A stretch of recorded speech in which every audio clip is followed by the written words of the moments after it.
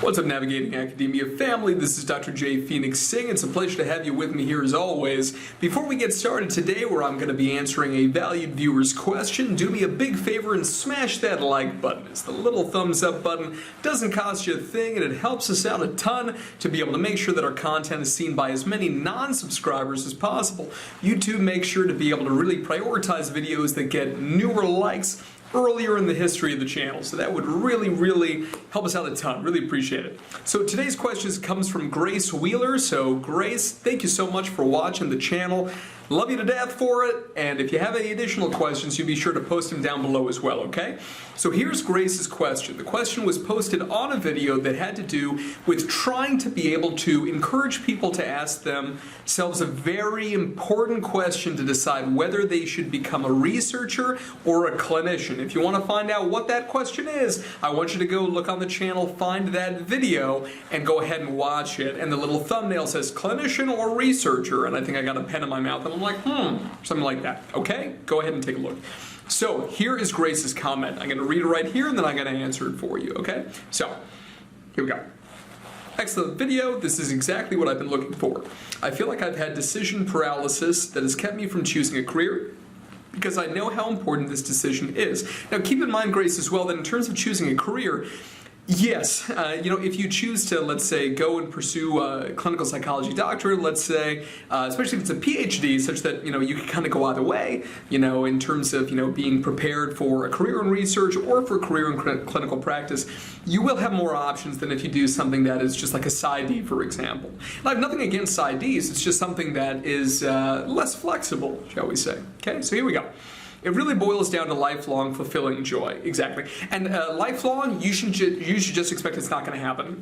Why do I say that? Because you are going to want to, switch or change what you're doing every 3 to 5 years, and then usually every 7 to 10 years you actually do take that leap. You start a private practice, you go on sabbatical, you go and do something else. Even if you're in research, you change the principal topic that you're interested in. You go through grant cycles. All these things are cyclical. And most of the time in life in general, in any career, what you're going to end up finding is that everything is just mundane, totally normal, and things aren't, exceptionally good, and things are certainly, I hope not, exceptionally bad. They're just going to be average, right? And there's nothing wrong with things being average. It's an important thing to take into consideration, okay?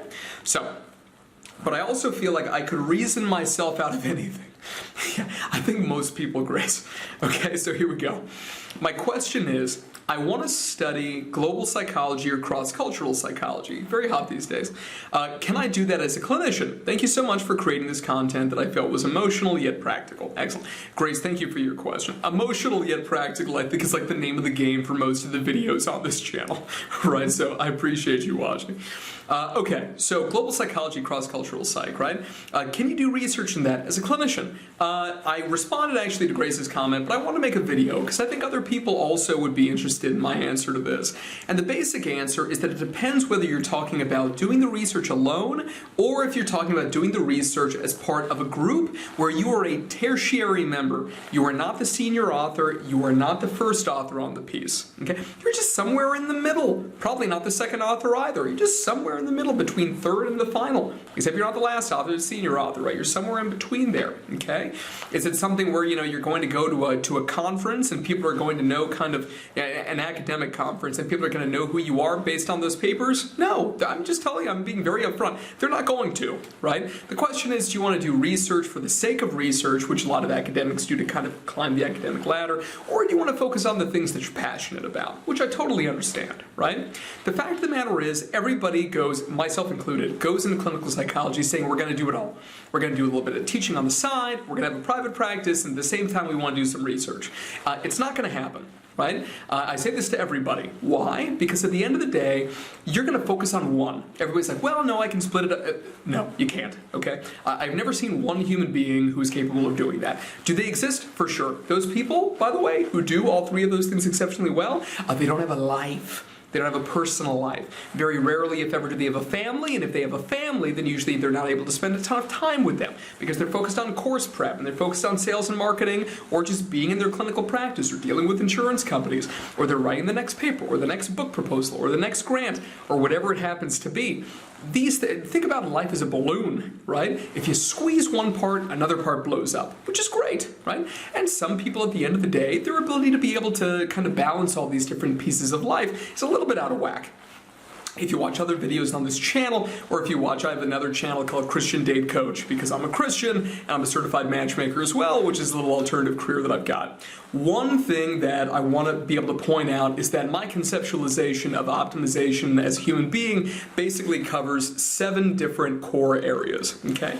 These 7 different areas of optimization are physical health, mental health, spiritual health, occupational educational health, including finances, and 3 types of social health.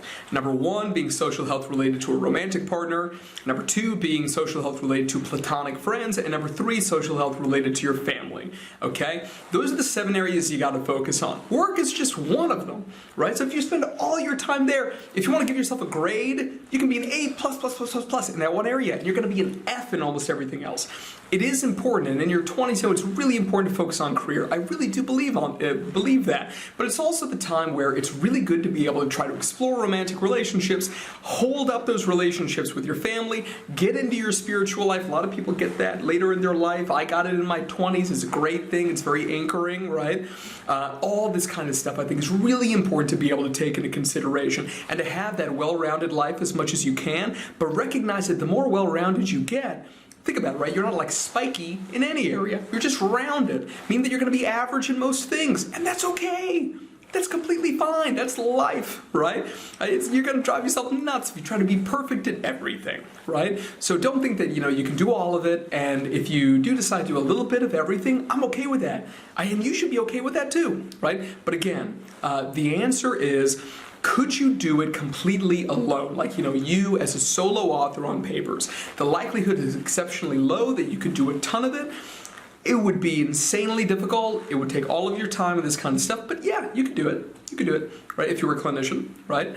But I think you'd be miserable. The better thing to be able to do is to be able to be a clinician and also team up, right, with a team at a research university, an R1 or an R2 university, and team up with them and basically say, I'm a clinician. I have a clinical background. I have access to clinical data potentially, and I want to be essentially somebody who serves as a consultant or an advisor on this kind of work. Maybe you want to get involved, for example, with Division 52 of American Psychological Association, which has to do with things such as cross-cultural psychology, specifically international psychology. I actually won their early career professional award back, many, many years ago, that APA division, for the international work that I do. And this is just one of these situations at the end of the day where it's getting creative, Grace, right? It's finding creative ways to be able to still kind of get involved with the thing that you're really, really passionate about.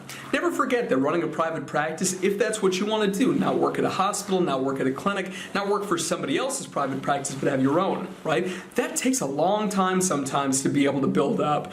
Usually these sorts of companies, it takes at least 3 to 5 years to be able to really get it up and going to the point where, you can actually, fully support yourself, let alone supporting a spouse, let alone supporting kids, so on and so forth, depending on what your familial situation is, as well as what your financial situation is in the aggregate, but focusing on sales and marketing and finding your niche. And there's so many costs related to starting up such a thing, legal costs in particular, let alone sales and marketing and such. That's something that these things take a little bit of time, but they should take a little bit of time. It's life, right?